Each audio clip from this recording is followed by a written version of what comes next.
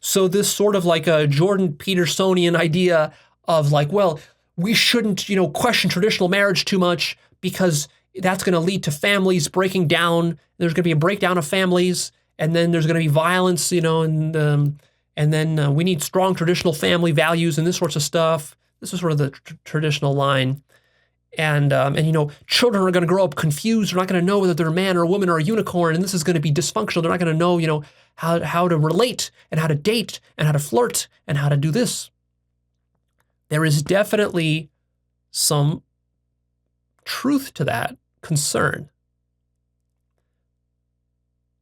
It's way overblown by conservatives, but there is some truth to that, is that, yeah, like for example, if you grow up with parents who are very hands-off and give you no pointers and guidance as to whether you're a man or a woman or how to relate to the opposite sex, and they just say, well, you figure it all out yourself.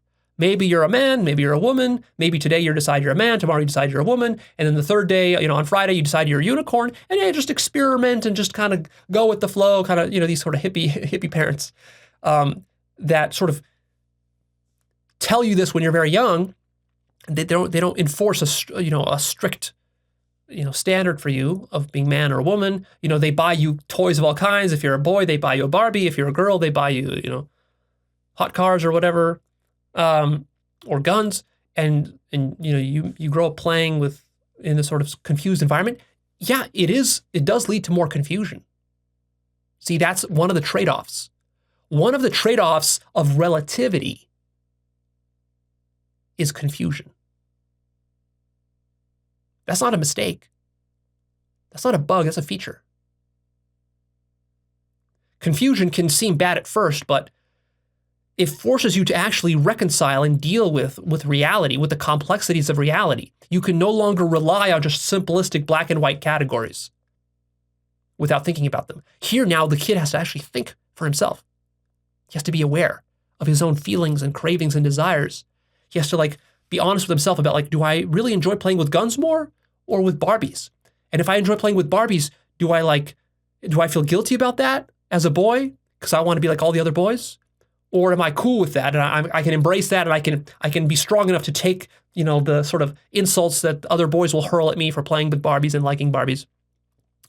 Can I develop a spine, or am I going to be insecure and that's going to develop some sort of psychological neuroses within me, and I'm going to be wrestling with this trauma for the rest of my life because I'm playing with Barbies in the playground and all the boys are laughing at me and picking on me and bullying me and punching me and all this sorts of stuff, and then that's going to make me into a fucking homicidal, serial killer in 30 years. That's possible. It's absolutely possible. And it's possible that you don't develop a firm, clear sexual identity within yourself. Therefore, for the rest of your life, you're going to be sort of sexually weak and confused, and you're not going to know how to flirt with women too well or with men because you're going to be kind of splitting the difference there. You're not going to be developing a strong feminine or masculine polarity. And you're going to be confused, and maybe you're going to be even frustrated sexually because you're not going to have the kind of, polarized sex that maybe you might want. And so this whole thing might be very confusing for you and might lead to a lot of suffering and sexual problems. Is that possible? Absolutely. And we're seeing more and more of that today. If you were born 500 years ago, in a sense, life was a lot simpler because the society was so rigid that you couldn't even bring up the idea that you were gay or not a man or not a woman. You probably would have been killed just for saying that. So you didn't say it. So the choice was easy for people back then. You just were a man and a woman. But now, as a society liberalizes and opens up, gives us more freedom. It gives us more freedom of choice in all different ways. You have more freedom as to where you can fly, where you can travel, where you can live, what you can eat, what books you can read. This is what freedom means. I mean, you conservatives love freedom. At least you claim so. Well, how about the freedom to identify as whatever you want? See, you don't want that freedom. You only want as much freedom as you can tolerate and no more. Because freedom is actually death to the ego.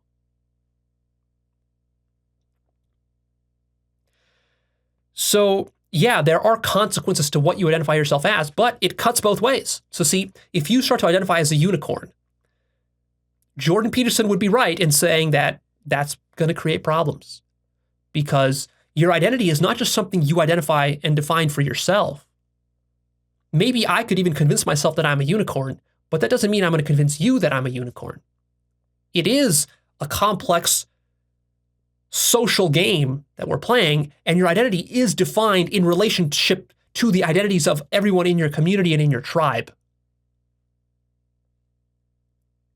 But that does not mean that there are only one or two fixed identities and that they can never change. Actually, it means the opposite of that. Jordan Peterson has this idea backwards. Precisely because our identities are constructed socially, it's extremely important what others think of our identities and whether they approve of them or not. And that's precisely because the identities are not real, you see. It's sort of like with money. Money is not real, it's purely imaginary, but it is extremely practical and important and serves a very crucial function within our entire society. Like our entire society would collapse if we got rid of the idea of money right now, tomorrow. And it only works precisely because it's purely an illusion and everybody buys into it.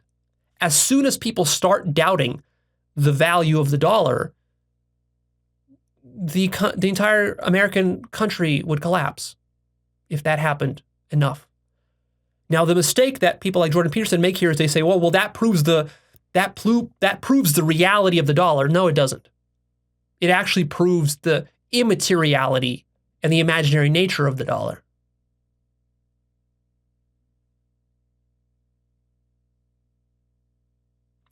So yes, it will be much more difficult for you to survive as a unicorn amongst humans who think of themselves as humans than it is to survive as a man or as a woman, as sort of a traditional man-woman. So be careful what you identify yourself as. In that sense, Jordan Peterson is correct. You're not just free willy-nilly to pick whatever you want. I mean, you are, but you will have to live with the consequences, and you better be prepared for whatever the consequences will be. So there's a negotiation happening. You're identifying yourself in a way that other people will tolerate. Other people are identifying themselves in a way that you're going to tolerate. And yes, it is a negotiation. That's the social game. That's what social construction is.